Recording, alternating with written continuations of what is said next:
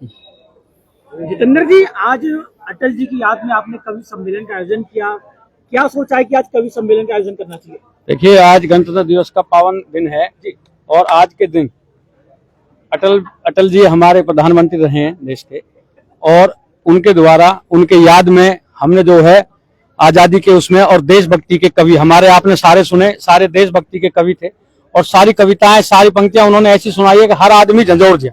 जो लोगों के हाथ भी नहीं उठते, बुजुर्ग जो हैं वो ताली बजा रहे हैं इनकी पंक्तियों के ऊपर। तो हमने सिर्फ यही मकसद था कि हम अपने क्षेत्र के अंदर, अपने वार्ड के अंदर, अपने इस बस्ती के अंदर हम देशभक्ति की कोई ऐसा प्रोग्राम आयोजन करें जो आज तक हुआ नहीं। और ये सच है कि हमारे यहाँ पे पहली बार ये कवि सम्मेलन हुआ है। रागनियां बहुत हुई हैं, जागरण बहुत हुए हैं, कीर्तन बहुत हुए हैं, परंतु ये कवि सम्मेलन जो है, देशभक्ति का कवि सम्मेलन जो है गणतंत्र दिवस पे क्या किसी भी दिन में पहली बार हुआ है। और आज इसमें हमें बहुत चीजें सीखने को मिली है। और आज इस पावन दिन पे हमारे हरियाणा सरकार के मंत्री भाई राजेश नागर जी और उनके साथ साथ पूर्व चेयरमैन और उनकी धर्मपत्नी चेयरमैन भी है सिटिंग संदीप जोशी जी हमारे बीच में आए, उनका भी अभिनंदन है। और उन्होंने भी सुना और उन्होंने भी प्रशंसा की और सारे लोग खुश हैं। और सब जो आए हैं मैं इनको सबको बधाई देता हूं और आपके चैनल के माध्यम से मैं समस्त देशवासियों को गणतंत्र दिवस की बहुत बहुत बधाई और शुभकामनाएं। खुले मन से भाजपा नेता बहुत कुछ बोल गए मन ही मन में और लोग समझने वाले समझ गए, और ऐसे में पूर्व विधायिका ने भी आपको लेकर कहा था कि आपके भाजपा में आने से काफी ज्यादा मजबूती मिली है। देखिए, ये परिवार है।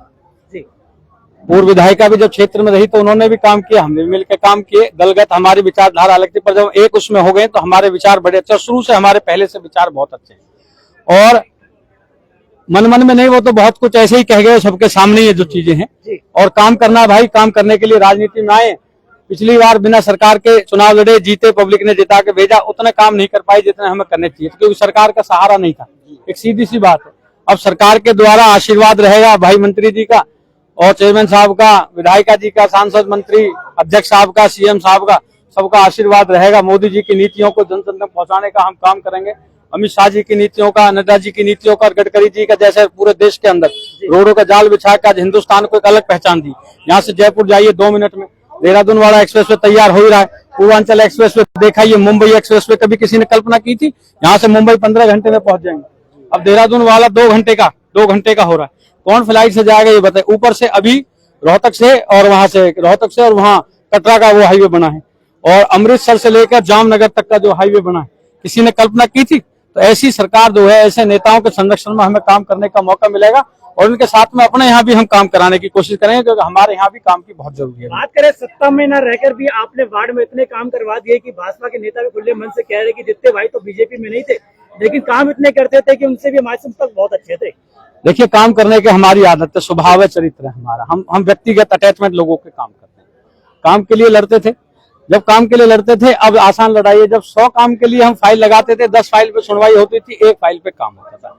अब मैं आपके माध्यम से, चैनल के माध्यम से आपको विश्वास दिला देता हूँ कि हम 100 की फाइल लगाएंगे, 101 की पास करा के लाएंगे और 1000% काम करा के लाएंगे। नाना जी, आने वाले समय में अगर जनता आपको जिताकर फिर भेजती है तो फिर सारे कार्यों को कराएंगे?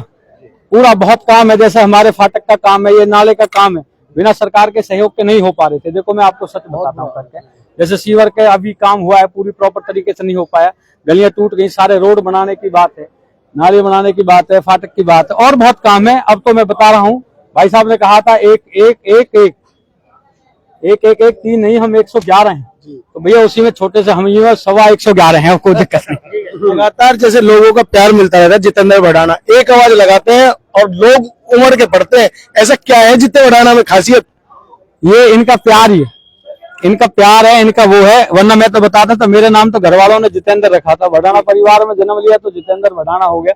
जितेंद्र भड़ाना को हटा के जीते भाई जो नाम रखा वो इन्होंने रखा। वो नाम विश्वास का है, वो प्यार का नाम है, सम्मान का नाम। वो ये नाम है, रात को 1 बजे भी हमें जरूरत पड़ेगी तो हमारा साथी, हमारा भाई खड़ा मिलेगा, वो नाम था करके। उसको विश्वास को बनाए रखने के लिए हम पहले भी तैयार थे, और अब तो भैया हम कई बार बोलते थे कि भाई हमारी सरकार नहीं है इसलिए काम में दिक्कत आती है। नमक हलाल फिल्म का गाना था अमिताभ बच्चन का, मेरे पैरों में घुंघरू बंधा दे फिर मेरी चाल देख ला। अब देखना हमारी चाल, सरकार आ रही है, सरकार के साथ काम करें, और अब नगर निगम में जब जाएंगे तो बड़ी मजबूती से हम काम करेंगे।